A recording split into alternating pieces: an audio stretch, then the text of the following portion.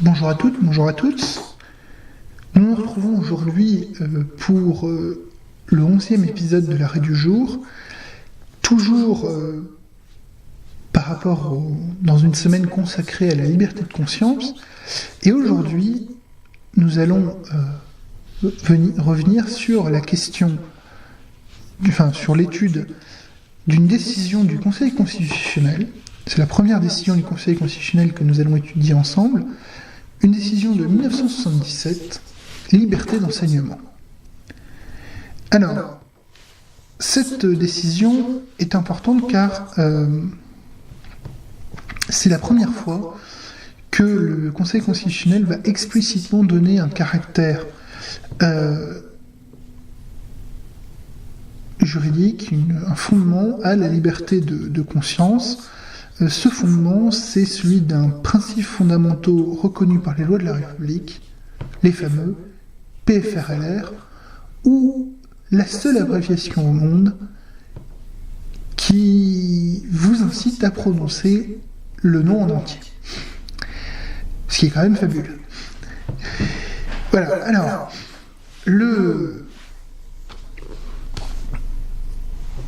la décision du Conseil est celle-ci: la sauvegarde du caractère propre d'un établissement lié à l'État par contrat, notion reprise de l'article 1er, 4e alinéa de la loi du 31 décembre 1959 sur les rapports entre l'État et les établissements d'enseignement privés, n'est que la mise en œuvre du principe de la liberté dans l'enseignement. Ce principe, qui est notamment rappelé à l'article 91 de la loi de finances du 31 mars 1931, constitue l'un des principes fondamentaux reconnus par les lois de la République, réaffirmés par le préambule de la Constitution de 1946 et auquel la Constitution de 1958 a conféré valeur constitutionnelle. Et le Conseil ajoute donc: la liberté de conscience doit être regardée comme l'un des principes fondamentaux reconnus par les lois de la République. Qu'est-ce qui était en jeu? C'était de savoir si il pouvait y avoir dans le cadre des établissements privés, d'enseignement privé, il pouvait y avoir un enseignement religieux. Le catéchisme, donc. Le Conseil constitutionnel nous rappelle bien que c'est le cas, et il va donner un fondement juridique clair, une nature juridique claire au fondement de la liberté de conscience. Alors, c'est un principe fondamental reconnu par les lois de la République. Sur quelle loi de la République se fonde-t-il? Eh bien, tout simplement sur la loi de 1905, qui est la loi de séparation de l'Église et de l'État, puisque la loi de 1905 rappelle que l'État doit protéger et doit permettre la liberté de conscience, la liberté de religion. Néanmoins, on peut se demander si le Conseil constitutionnel n'aurait pas pu considérer que la liberté de conscience, la liberté religieuse, est un principe constitutionnel, à valeur constitutionnelle. Il y avait un très bon argument pour fonder cette conception, c'est la Déclaration des droits de l'homme et du citoyen, qui indique que personne ne peut être inquiété pour ses convictions religieuses.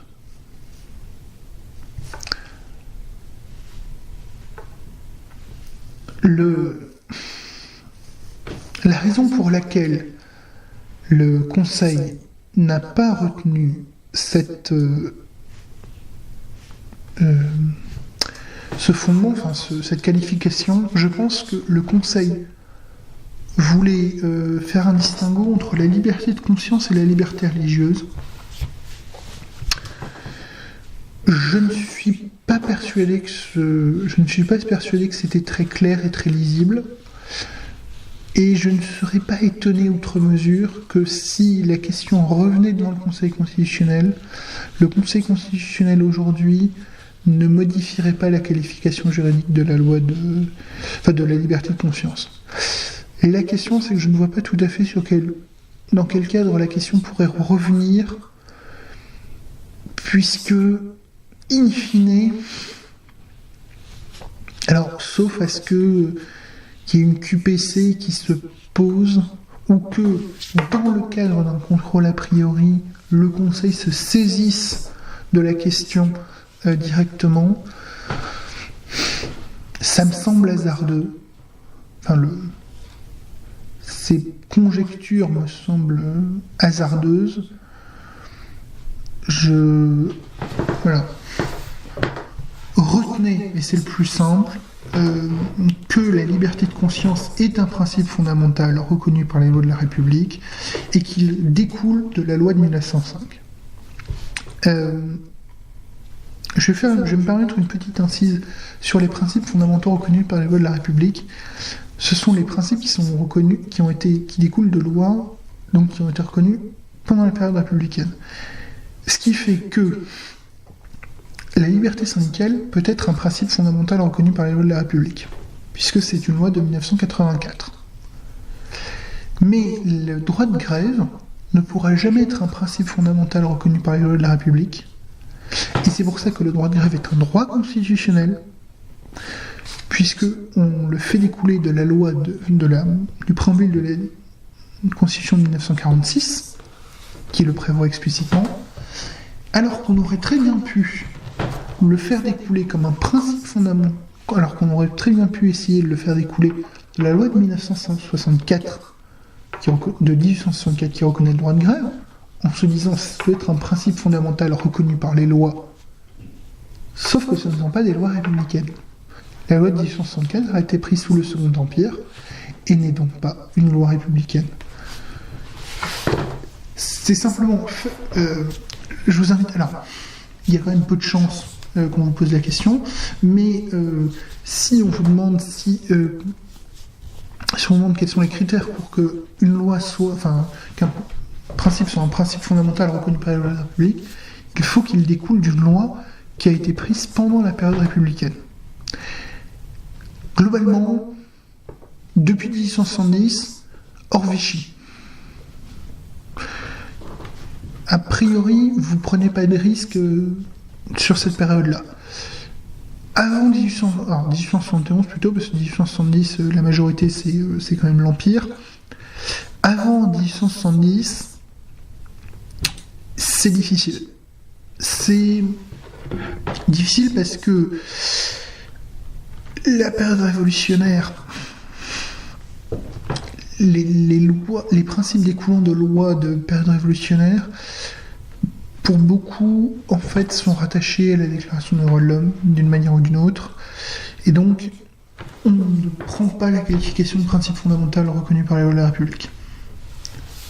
Donc, retenez 1871 comme date limite. C'est... à mon sens, c'est le moyen le plus simple pour définir la période républicaine. Ce 12e épisode de l'arrêt du jour touche à sa fin, et 11e épisode de l'arrêt du jour touche à sa fin. Je vous remercie de continuer à nous suivre, et je vous invite à...